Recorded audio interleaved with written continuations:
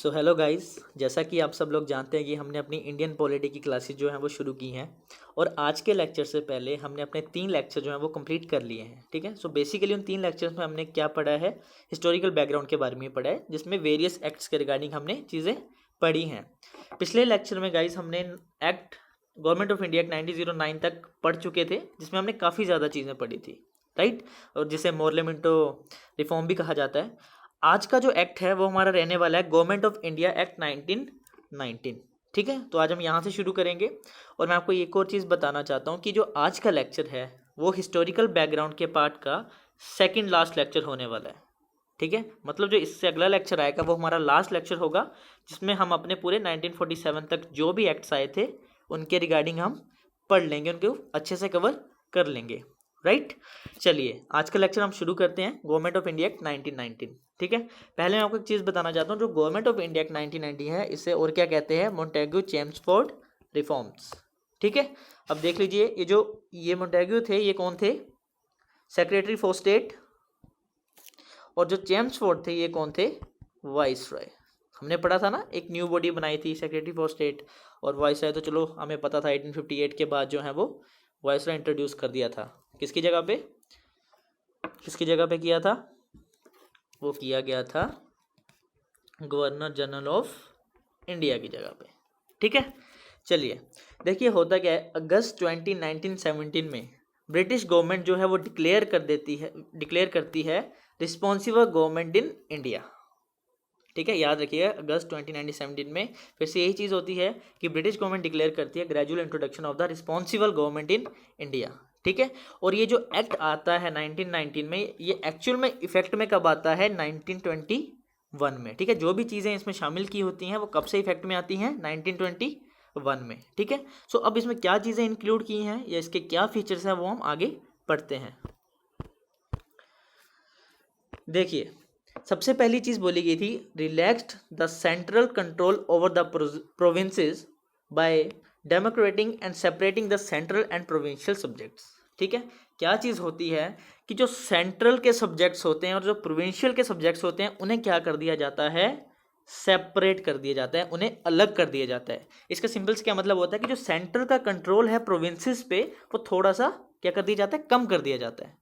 ठीक है, अब ऑब्वियसली जब सेंट्रल के सब्जेक्ट्स और प्रोविंशियल के सब्जेक्ट्स अलग हो गए, सब्जेक्ट्स अलग होने का मतलब है कि जो सब्जेक्ट सेंट्रल के अंदर आते हैं वो सेंट्रल गवर्नमेंट देखेगी, और जो प्रोविंशियल सब्जेक्ट्स के अंदर आएंगे वो स्टेट गवर्नमेंट या प्रोविंशियल गवर्नमेंट देखेगी। ठीक है, सो इससे क्या होगा, जो सेंट्रल का कंट्रोल होगा ओवर द प्रोविंसेस वो थोड़ा सा क्या हो जाएगा, कम हो जाएगा। ठीक है, अब इसका मतलब ये नहीं है कि देखिए चाहे थोड़ा सा कंट्रोल कम किया बट जो स्ट्रक्चर था गवर्नमेंट का वो अभी भी क्या था, सेंट्रलाइज था। ये चीज़ याद रखिएगा। ठीक है, स्ट्रक्चर जो गवर्नमेंट का था वो अभी भी सेंट्रलाइज था। ठीक है, अब एक और चीज़ देखिएगा, इसमें क्या चीज़ लाई गई, इसमें लाई गई डायरकी। ठीक है सॉरी, डायरकी लाई गई। अब देखिए डायरकी का क्या मतलब होता है, मैं आपको वो समझाता हूँ, देखिएगा ढंग से। देखिए ये प्रोविंशियल सब्जेक्ट्स हैं। ठीक है, प्रोविंशियल सब्जेक्ट्स को 2 सब्जेक्ट्स और में बांट दिया गया। एक बांटा गया ट्रांसफर्ड में, ठीक है, एक बांटा गया ट्रांसफर्ड सब्जेक्ट्स में। ठीक है, शॉर्ट में ही आया है ये, थोड़ा कॉम्प्रोमाइज़ कर लीजिएगा। और एक आया है रिजर्व सब्जेक्ट में। ठीक है, एक सब्जेक्ट आया ट्रांसफर्ड, एक आया रिजर्व्ड, और इसी को हम बोलते हैं डायरकी। ठीक है, इसी को क्या बोलते हैं, डायरकी। ये चीज़ आप याद रखिएगा। ठीक है, देखिए डायरकी ये नहीं होती है कि सेंट्रल के सब्जेक्ट्स अलग किए, और प्रोविंशियल के सब्जेक्ट्स अलग किए, उसको डायरकी बोला गया। नहीं, जो प्रोविंशियल सब्जेक्ट्स में 2 सब्जेक्ट आए, ट्रांसफर्ड और रिजर्व, इनको डायरकी बोला गया। ठीक है, अब एक और चीज़ इसमें मैं आपको एडिशनल इन्फॉर्मेशन देता हूँ। देखिए जो ट्रांसफर सब्जेक्ट्स थे, ठीक है, वो किसके अंडर आएंगे, उन्हें कौन करेगा, गवर्नर करेंगे। ठीक है, गवर्नर करेंगे। ठीक है, with aid of ministers, right. कौन करेगा, government with aid of ministers. ठीक है, और ये जो मिनिस्टर्स हैं, ठीक है, ये जो मिनिस्टर्स हैं ये किसके लिए रिस्पॉन्सिबल होंगे, ये रिस्पॉन्सिबल होंगे लेजिस्लेटिव काउंसिल के लिए, लेजिस्लेटिव काउंसिल के लिए क्या होंगे, ये रिस्पॉन्सिबल होंगे। एक चीज़ याद रखिएगा, प्रोविंशियल सब्जेक्ट के ट्रांसफर सब्जेक्ट आएंगे गवर्नर के अंदर विद एड ऑफ मिनिस्टर्स, और ये जो मिनिस्टर्स होंगे ये रिस्पॉन्सिबल होंगे लेजिस्लेटिव काउंसिल के लिए, ठीक है। और जो रिजर्व सब्जेक्ट्स हैं ना, जो रिजर्व सब्जेक्ट हैं ये भी गवर्नर के अंदर आएंगे, ठीक है। गवर्नर एंड हिज, याद रखिएगा क्या डिफरेंस है, governor and his executive council, ठीक है। किसके अंदर आए, governor and his executive council के अंदर आए इसके रिजर्व सब्जेक्ट। समझ गए अब आप डायरकी किसको बोला जाता है और किस किस के अंदर ये जो सब्जेक्ट्स आए हैं, ठीक है। ये चीज़ आप याद रखिएगा। ये चीज़ मैं आपको बता चुका, जो स्ट्रक्चर था गवर्नमेंट का वो अभी भी क्या था, सेंट्रलाइज था। अब एक और चीज़ देखिएगा, introduce for the first time by cameralism and direct elections in the country. First time ऐसा इंट्रोड्यूस किया गया कि बाई कैमरलिज्म लाया गया, ठीक है, और डायरेक्ट इलेक्शंस लाया गया कंट्री में, ठीक है। अब याद रखिएगा बाई कैमरलिज्म जो है वो किस में लाया गया था, इंडियन लेजिस्लेटिव काउंसिल के अंदर, ठीक है, जिसको डिवाइड किया गया टू चीज़ों में। पहले थे अपर हाउस, बाई कैमरलिज्म का मतलब यही होता है ना जो टू हाउसेज में जो डिवाइड हो जाता है। पहला हुआ अपर हाउस, ठीक है, जिसे क्या बोला जाता है, काउंसिल ऑफ स्टेट्स, और second one is lower house, ठीक है, जिसको उस टाइम पे बोला जाता था लेजिस्लेटिव असेंबली, ठीक है। उस टाइम में इसे क्या बोला जाता था, लेजिस्लेटिव असेंबली। और एक आया अपर हाउस जिसे काउंसिल ऑफ स्टेट्स बोला जाता है, ठीक है। एक और चीज़ डायरेक्ट इलेक्शंस की यहाँ पे बात की है, डेट सिंपली मीन्स कि जो मेजोरिटी ऑफ मेंबर्स थे, मेजोरिटी ऑफ मेंबर्स जो थे, ठीक है, दोनों हाउसेस के, उन्हें कैसे इलेक्ट किया जाता था, डायरेक्ट इलेक्शंस। क्या होते थे उनके, डायरेक्ट इलेक्शंस होते थे। समझ गए आप, तो बाई कैमरलिज्म का मतलब समझ गए, डायरेक्ट इलेक्शन का मतलब समझ गए कि जो मेजोरिटी थी दोनों हाउसेस से वो क्या किया जाता था, डायरेक्ट इलेक्शंस होते थे उनके, ठीक है।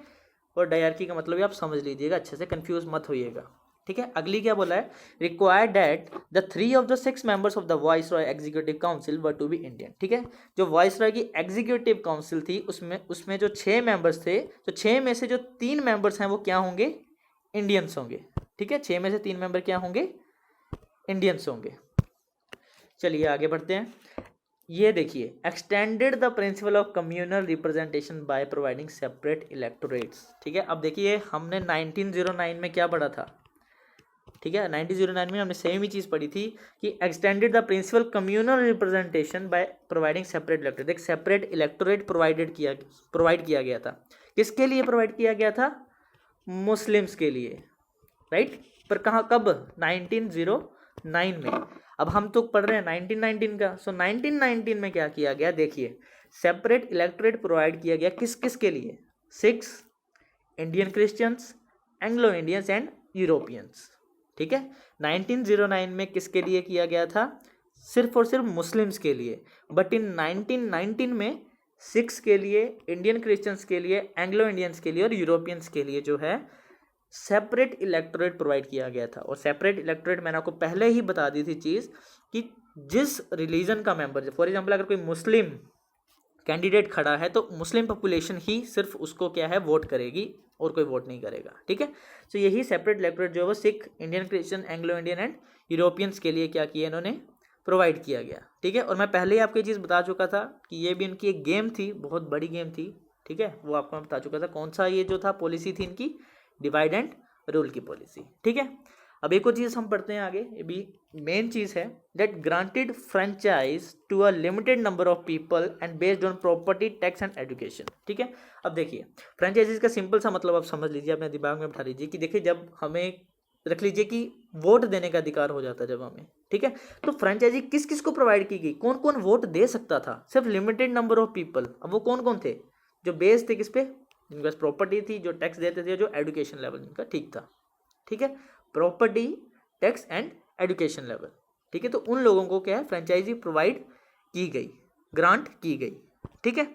और एक और चीज़ थी, that provided for the establishment of public service commission, ठीक है, जिसके अंदर क्या आया था, सेंट्रल पब्लिक सर्विस कमीशन जो थी की गई थी in 1926 for recruiting the civil servant, ठीक है। सेंट्रल पब्लिक सर्विस कमीशन कब की गई थी, 1926 में, किस लिए, recruiting civil servants, right. I hope आपकी चीज़ समझ आई होंगी। अब आगे बढ़ते हैं।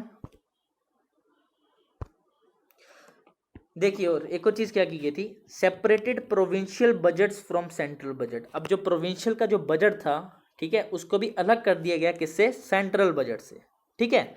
अब provided for appointment of statutory commission to inquire the working after 10 years and submit its report, ठीक है। अब एक स्टैट्यूटरी कमीशन अपॉइंट किया गया, क्यों, जो इंक्वायरी करेगा, जो ये आए हैं ना, जो रिफॉर्म्स, कॉन्स्टिट्यूशनल रिफॉर्म्स आए हैं, ये जो इसको 10 साल के बाद इसे क्या करेगा, इंक्वायरी करेगा और अपनी सबमिट रिपोर्ट करेगा कि क्या ये अच्छे से इंप्लीमेंट हुए नहीं हुए, जो भी चीज़ें इसमें जो इंक्लूड की गई, ठीक है। तो इस जो कमीशन था, ये कौन सा कमीशन आया था, हम इसको अच्छी तरह से जानते हैं, हमने हिस्ट्री में पढ़ा हुआ है, साइमन कमीशन, ठीक है। साइमन कमीशन, थोड़ा इसके बारे में पढ़ लेते हैं, उसके बारे में आपको बताता हूँ बाद में।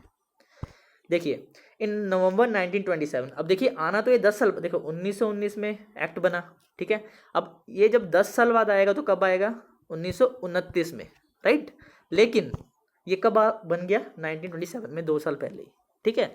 सो in November 1927 the British government announced the appointment of a 7 member statutory body commission under the chairmanship of, किसके चेयरमैनशिप में, sir John Simon, to report on the condition of India under its new constitution reform. जो new constitution reform बनाए गए थे ना, ठीक है, उनको रिव्यू करने के लिए जो है साइमन कमीशन बनाया गया, ठीक है। लेकिन अब इसमें क्या चीज़ हुई थी, देखिएगा, जो साइमन कमीशन बनाया गया था, इसमें सारे के सारे मेंबर्स जो थे वो थे ब्रिटिशर्स, इसमें कोई भी इंडियन मेंबर था ही नहीं। तो क्या हुआ कि जो वेरियस पार्टीज थी, उन्होंने क्या किया गया, अपोज किया इसका, ठीक है, उन्होंने क्या किया, इसका विद्रोह किया एक तरह से। तो अब देखिए, हमें ये चीज़ अच्छी तरह से पता है, साइमन गो बैक के नारे लगे थे, याद होगा, आपने पढ़ा होगा ये हिस्ट्री में, बच्चों को पता होगा, ये चीज़ तो पता होनी चाहिए कि साइमन गो बैक के नारे लगे थे, ठीक है। और जिसमें हमारे जो फेमस एक पर्सनैलिटी थी, लाला लाजपत राय जी, ठीक है, उनके ऊपर लाठीचार्ज हुआ था और वो शहीद हुए थे, ठीक है। इसका वो क्या करते वक्त, विद्रोह करते वक्त उन पर लाठीचार्ज हुई थी और उनको शहीद हो गए थे, उनकी डेथ हो गई थी, ठीक है। सो ये चीज़ थी साइमन कमीशन के रिगार्डिंग। अब साइमन कमीशन ने कुछ अपनी रिकमेंडेशंस दी थी, वो चीज़ें हम देख लेते हैं आगे। देखिए, the Simon commission submitted its report इन 1930, 1927 में ये बनी थी और 1930 में इसने अपनी रिपोर्ट सबमिट की। अब क्या रिकमेंड किया इन्होंने, देखो सबसे पहले तो बोलता है एबोल्यूशन ऑफ डायरकी, ठीक है, जो ये डायरकी बनाई गई थी इसको एबोलिश कर दिया जाए। दूसरी चीज़, extension of responsible government in the provinces, ठीक है। देखिए पहले बात की गई रिस्पॉन्सिबल गवर्नमेंट इंडिया में, अब जो प्रोविंसेस तक जो है रिस्पॉन्सिबल गवर्नमेंट बनाई जाए, उसको एक्सटेंड किया जाए, कहाँ तक, प्रोविंसेस तक, ठीक है।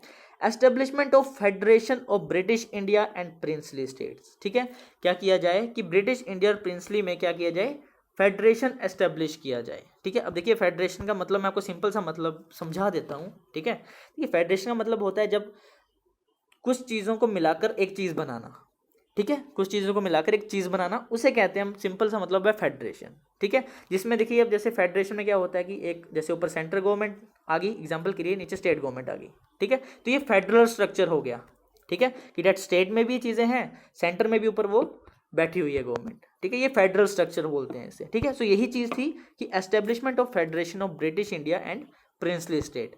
और बोला गया कि कंटिन्यू किया जाए कम्युनल इलेक्टोरेट को, कि जो कम्युनल इलेक्टोरेट लाया है उसे बढ़ाया जाए और ज़्यादा बढ़ाया जाए, ठीक है। अब जब साइमन कमीशन हो जाता है पूरा, इसे अपनी ये रिकमेंडेशन दे देता है, उसके बाद क्या होता है, देखिए एक 3 राउंड टेबल कॉन्फ्रेंस होती है। 3 राउंड टेबल कॉन्फ्रेंस किस किस में होती है, ब्रिटिश गवर्नमेंट रिप्रेजेंटेशन होते हैं उसमें, ब्रिटिश इंडिया के रिप्रेजेंटेशन होते हैं और प्रिंसली स्टेट के रिप्रेजेंटेशन होते हैं। इनके बीच क्या होता है, 3 राउंड टेबल कॉन्फ्रेंस, ठीक है। जिसका रिजल्ट क्या आता है, एक वाइट पेपर होता है ऑन कॉन्स्टिट्यूशनल रिफॉर्म्स, ठीक है, एक वाइट पेपर आता है ऑन कॉन्स्टिट्यूशनल रिफॉर्म्स, और जो सेंड किया जाता है किसको, ज्वाइंट सेलेक्ट कमेटी को। किसको सेंड किया जाता है, ज्वाइंट सेलेक्ट कमेटी। और ज्वाइंट सेलेक्ट कमेटी किसकी है, ये ब्रिटिश पार्लियामेंट की, ठीक है। और ये कमेटी जो है कुछ रिकमेंडेशन देती है और कुछ चेंजेस के साथ, ठीक है। अब जब ये राउंड टेबल कॉन्फ्रेंस होती है, उसमें जो भी डिस्कशन होती है वो वाइट पेपर इस पे आती है जो इनके कॉन्स्टिट्यूशन रिफॉर्म्स में, और ये जो वाइट पेपर है ये सेंड किया जाता है to the joint select committee. और जो ब्रिटिश पार्लियामेंट की है और ये ज्वाइंट सेलेक्ट कमेटी है, ये कुछ रिकमेंडेशन देती है कुछ चेंजेस के साथ, ठीक है। और इन्हीं रिकमेंडेशंस के बेसिस पे हमारा government of India act 1930, 2 minute, government of India act 1935 बनेगा। और 1935 का जो एक्ट है ये हमारे लिए बहुत ज़रूरी है, बहुत ज़रूरी। आज भी जो हमारा कॉन्स्टिट्यूशन है, हमने 1935 के एक्ट से काफ़ी चीज़ें हमने विड्रॉ की हैं, मतलब काफ़ी चीज़ें हमने गवर्नमेंट ऑफ इंडिया एक्ट 1935 से ली हुई हैं। ये चीज़ आप याद रखिएगा, ठीक है। आगे हम पढ़ेंगे इसके बारे में, लेकिन अभी मैं आपको थोड़ी सी ऐसे इन्फॉर्मेशन दे रहा हूँ, ठीक है। सो इन्हीं रिकमेंडेशन के बेसिस पे क्या होता है, गवर्नमेंट ऑफ इंडिया एक्ट 1935 बनता है, ठीक है। सो यहाँ तक हमारी ये चीज़ें खत्म होती हैं। अब हम एक और इवेंट पढ़ लेते हैं जो है कम्युनल अवार्ड। कम्युनल अवार्ड, ठीक है। ये बेसिकली इसमें काफ़ी हैं कुछ चीज़ें, बट मैं यही आपको चीज़ें एक समझा देता हूँ आपके माइंड में कि ये भी एक डिवाइड एंड रूल पॉलिसी का ही पार्ट है एक तरह से, ठीक है। अब देखिए इसमें होता क्या है। इन अगस्त 1932 the British prime minister Ramsay McDonald announced a scheme of representation of the minorities, ठीक है। क्या कर देते हैं, ये एक स्कीम अनाउंस कर देते हैं of representation of the minorities, ठीक है। अब क्या था इसमें, the award not only continued separate electorate for the Muslim, Sikh, Christian, Anglo Indians and Europeans, ठीक है। अब जो ये अवार्ड था ये सिर्फ ये नहीं करेगा कि सिर्फ कंटिन्यू करेगा सेपरेट इलेक्टोरेट को जो ऑलरेडी हो चुका है, मुस्लिम को दे चुके हैं, सिख को दे चुके हैं, क्रिश्चियंस, एंग्लो इंडियंस को, यूरोपियंस को, बट इसमें क्या चीज़ इंक्लूड की गई, also extended it to depressed classes जो हैं शेड्यूल कास्ट वगैरह, ठीक है। अब समझ गए ना। अब देखिए मुस्लिम अलग रीजन है, सिख अलग मतलब रिलीजन है, क्रिश्चियन अलग है, अलग अलग धर्म है ये, ठीक है। लेकिन अब हिंदुओं में जो डिप्रेस्ड क्लासेस थी या आपको शेड्यूल कास्ट के लोग थे, उनके लिए भी अलग सेपरेट इलेक्टोरेट आ गया, ठीक है। तो हो गया ना डिवाइड एंड रूल की चीज़ें कि अब हिंदुओं को भी ये बांट रहे थे, अलग अलग कर रहे थे, ठीक है। लेकिन होता क्या एक्चुअल में, at last there was an agreement between the leaders of the Congress and depressed class. देखिए होता क्या है, मैं आपको थोड़ा सा एडिशनल इन्फॉर्मेशन देता हूँ। जब ये चीज़ ब्रिटिश गवर्नमेंट जो है वो लाती है, जो प्राइम मिनिस्टर है मैंने बताया, जो उन्होंने ये चीज़ अवार्ड, कम्युनल अवार्ड लाते हैं, तो गांधी जी इसका करते हैं अपोज। गांधी जी बोलते हैं मैं ये चीज़ नहीं मानता, और वो बैठ जाते हैं किसमें, फास्ट करने के लिए बैठ जाते हैं। कहाँ पे बैठते हैं, इन यरवदा जेल। कहाँ पे है ये, पूना में, ठीक है। वो बोलते हैं जब तक ये चीज़ वापस नहीं ली जाएगी मैं बैठा रहूँगा अनशन पे, मैं कुछ नहीं खाऊंगा, मतलब एक तरह से फास्ट में बैठ जाते हैं वो, ठीक है। सो उसके बाद क्या होता है, at last there was an agreement between the leaders of the Congress and the depressed classes, ठीक है। तो जो डिप्रेस्ड क्लासेस का लीडर जो थे और लीडर्स जो थे कांग्रेस के, उनके बीच एग्रीमेंट हो जाता है, जो एग्रीमेंट बन के आता है एज अ पूना पैक्ट, ठीक है। अब पूना पैक्ट में क्या चीज़ें होती हैं, 2 चीज़ें होती हैं। पहला तो रिटेन्ड हिंदू जॉइंट इलेक्टोरेट, जो हिंदू जॉइंट इलेक्टोरेट है उसको रिटेन कर लिया जाता है, मतलब गांधी जी की बात यहाँ मान ली जाती है, ठीक है। इसमें कोई सेपरेट इलेक्टोरेट नहीं आता। बट एक और चीज़ क्या होती है इसमें कि रिजर्व्ड सीट दे दी जाती है डिप्रेस्ड क्लासेस को, ठीक है। रिजर्व्ड सीट दे दी जाती किसे, डिप्रेस्ड क्लासेस को, ठीक है। तो ये था हमारा पूना पैक्ट में। बाकी मैंने जैसे आपको पहले भी चीज़ें बताई हैं, अभी भी बोल रहा हूँ कि ये पूना पैक्ट वगैरह, ठीक है, ये सारी चीज़ें जो हैं ये हिस्ट्री का हमारा पार्ट है, ठीक है। तो इसको हम और एक्सप्लेनेशन के साथ जो है हिस्ट्री में पढ़ेंगे, ठीक है। बाकी कुछ चीज़ें मैंने एडिशनल आपको बता दिया अभी, बट और भी ज़्यादा एक्सप्लेनेशन के साथ इसको हम अपने हिस्ट्री वाले चैप्टर में कंप्लीट करेंगे। जब हम अपनी हिस्ट्री की क्लासेस स्टार्ट करेंगे तो वहाँ क्या है, हम इसको पढ़ेंगे, राइट। चलिए, तो यही था हमारे आज के चैप्टर का, ठीक है। हमारा आज का एक्ट हमने यहीं तक पढ़ा। अब इसके बाद जो हम अपने आगे के जो एक्ट्स हैं, जैसे 1935 का, 1947 का, और भी कुछ में बीच में चीज़ें जो इंक्लूड की जाएंगी पॉलिटी पॉइंट ऑफ व्यू से, वो सब चीज़ें हम आगे पढ़ेंगे, राइट। तो बस यहीं तक है आज का। सो आई होप कि आपको चीज़ें पसंद आई हों। अगर पसंद आई हैं तो वीडियो को लाइक करिएगा, नहीं पसंद आई हैं तो डिसलाइक कर दीजिएगा। बट इन कमेंट सेक्शन में ज़रूर लिखिएगा कि क्या रीज़न था जो आपको समझ नहीं आया, क्या चीज़ समझ नहीं आई और क्या चीज़ पसंद नहीं आई, ताकि मैं अगले वीडियो में आपको वो बता सकूं, अगले वीडियो में आपको वो समझा सकूं, राइट। तो तब तक के लिए अपना ख्याल रखिएगा। ओके, सो बाय बाय, टेक केयर।